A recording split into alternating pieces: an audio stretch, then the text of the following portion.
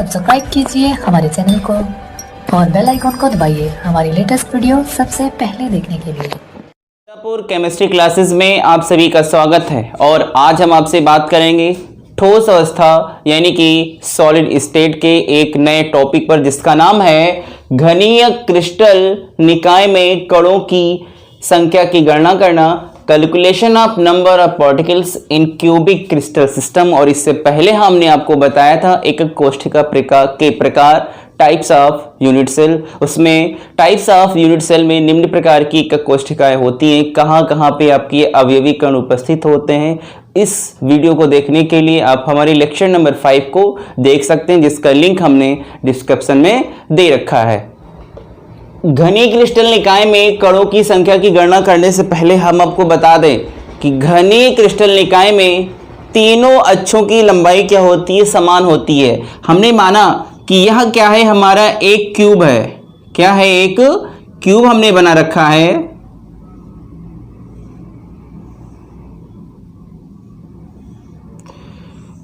ये मेरा एक क्यूब हो गया और इस क्यूब में जितनी भी लंबाइयां होंगी वह क्या होंगी, समान होंगी। देखो कैसे लंबाइयां समान है। ये आपका कॉर्नर हो गया यानी कि कोना हो गया, ये लंबाई और ये लंबाई क्या है, समान है। ये ए मान लिया, ये बी मान लिया और ये सी मान लिया।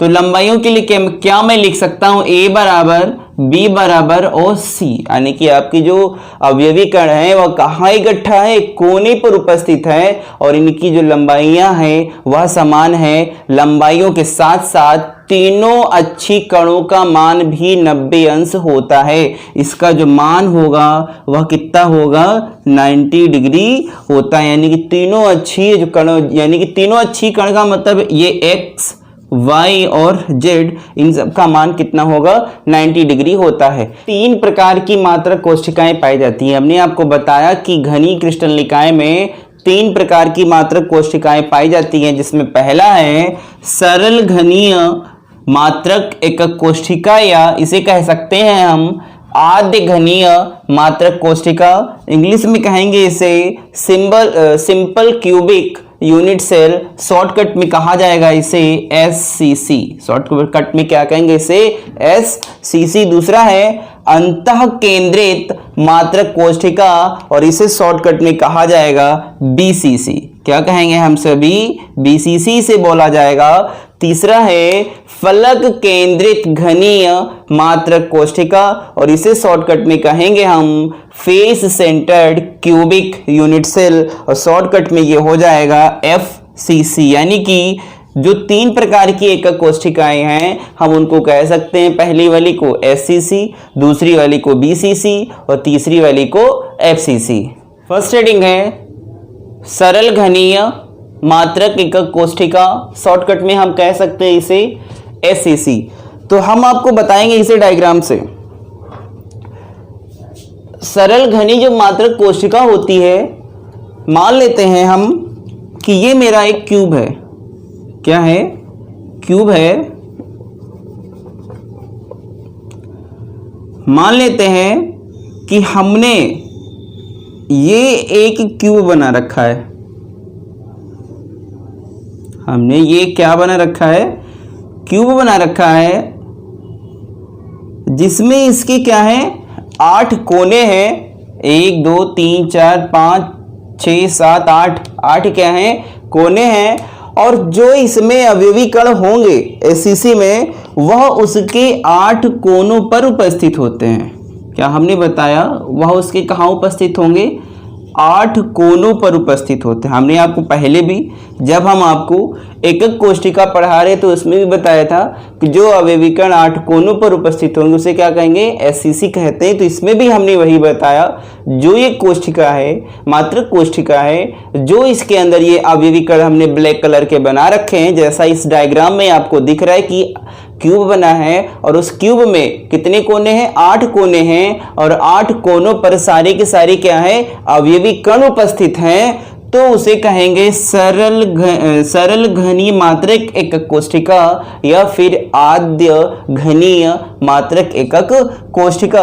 हम आपको इसे जो अवयवी कण होते हैं वह ठोस गोले के रूप में भी उपस्थित होते हैं, जैसा इस डायग्राम में आपको दिख रहा है इस टाइप से। तो मैंने आपको ये फ्रंट वाला दिखाया है, इसके बैक साइड भी तो ऐसा होगा, इसके पीछे भी ऐसा होगा, जैसा आपको डायग्राम में दिख रहा है कि इसके पीछे भी ऐसा होगा।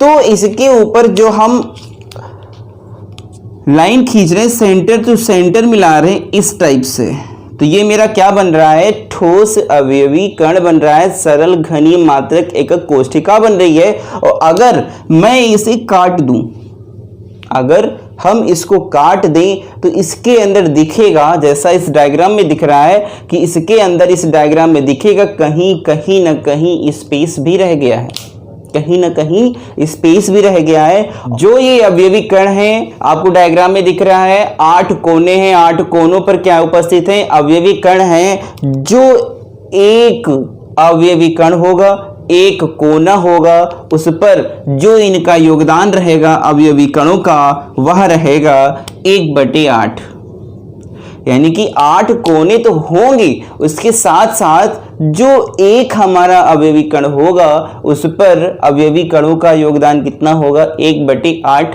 आइए हम सभी परिभाषा से देखते हैं।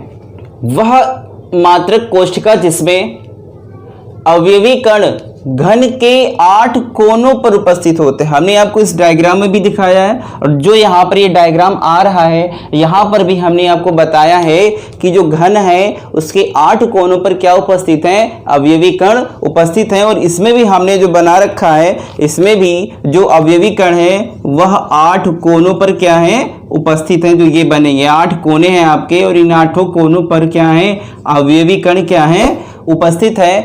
और प्रत्येक अवयवी कण का मात्रक कोशिका में जो योगदान होता है वह हर एक पे कितना होगा, 1/8 होगा। तो टोटल, अतः एक मात्रक कोशिका में जो एक मात्रक की कोशिका है इसमें कुल अवयवी कणों की संख्या कितनी होगी, तो हमने आपको बताया कि जो टोटल है वह क्या है कि 8 अवयवी कण आपके हो गए। और जो 1/8 है, यानी कि एक अवयवी कण पर जो इनका योगदान है वह कितना है, 1/8 के बराबर है। और हमने इस 8 से 8 को क्या किया, कैंसिल कर दिया, तो कितना निकल के आया, 1। तो अतः मात्रक कोशिका में कुल अवयवी कणों की संख्या कितनी हो जाएगी, 1, यानी कि एससीसी में जो अवयवी कणों की संख्या होती है वह कितनी होगी, 1। नेक्स्ट हेडिंग है अंतः केंद्रित घनीय मात्रक कोशिका। जो ये अंतः केंद्रित एकक कोशिका है, जो इसमें अवयवी कण उपस्थित होते हैं वह 8 कोनों के अतिरिक्त, 8 कोनों के अतिरिक्त एक कहाँ उपस्थित होता है, उसके सेंटर में, उसके केंद्र में एक अवयवी कण उपस्थित होता है। देखते हैं, जैसा हमने इस डायग्राम में दिखा रखा है और मैं बनाए भी दे रहा हूं कि ये हमारा क्या है, एकक कोशिका है, मात्रक एकक कोशिका है। इसमें 8 कोने भी हैं, क्या है, 8 कोने हैं, 1 2 3, ये 4 हो गया, 5 6 7 और 8। पहले भी एससीसी में भी हमने इतना बताया था, एफसीसी में भी हम इतना बता रहे हैं कि इसमें मात्रक कोशिका में 8 कोने हैं जैसा डायग्राम में दिख रहा है, और 8 कोनों के अतिरिक्त अवयवी कण जो होंगे वह 8 कोनों पर तो उपस्थित होते हैं, लेकिन इसके सेंटर पर भी एक आपका अवयवी कण क्या होता है, उपस्थित होता है। जब इसमें 8 कोने हैं और 8 कोनों पर अवयवी कण उपस्थित है, तो इसमें जो अवयवी कण का योगदान होगा वह कितना होगा, 1/8 होगा। और जो इस सेंटर में उपस्थित है वह अकेले 1 के बराबर होगा, यानी कि जो अवयवी कण ये उपस्थित है यह केवल एक अवयवी कण उपस्थित होगा सेंटर में, लेकिन बाकी जो 8 अवयवी कण है उसमें कितना योगदान होगा, 1/8।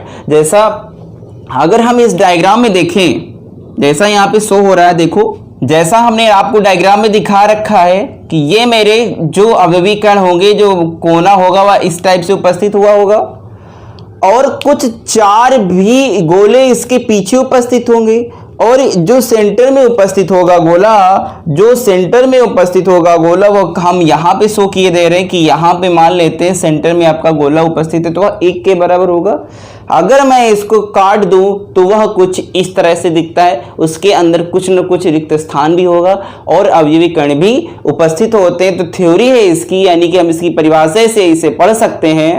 परिभाषा है इसकी, इसमें अवयवी कण घन के 8 कोनों के साथ साथ, हमने आपको दिखाएं कि ये क्यूब बना है, घन बना है, और घन के 8 कोनों पर तो आपके अवयवी कण उपस्थित हैं, साथ साथ एकक कोष्ठिका के केंद्र में भी उपस्थित होता है। हमने आपको बताया कि केंद्र में भी उपस्थित होता है। 8 कोनों पर उपस्थित 8 अवयवी कणों का योगदान 1/8 होता है, यानी कि जितने भी यहाँ पे 8 कोनों पर अवयवी कण उपस्थित हैं, उस पर जो अवयवी कणों का योगदान होगा वह कितना होगा, 1/8 के बराबर होता है। तथा घन के केंद्र पर अवयवी कण उपस्थित है, हमने आपको दिखाया कि ये घन के केंद्र पर भी अवयवी कण उपस्थित है, इसका योगदान कितना होता है, अकेले 1 के बराबर होता है। एकक कोष्ठिका अवयवी कणों की कुल संख्या तो बता रखा है हमने कि 8 तो आपके कोने ही होंगे, और उसमें 8 कोनों पर जो अवयवी कणों का योगदान होगा वह 1/8 होगा, और अकेले जो उपस्थित होता है वह केंद्र पर जो अवयवी कण उपस्थित होता है उसका योगदान कितना होगा, 1 होगा।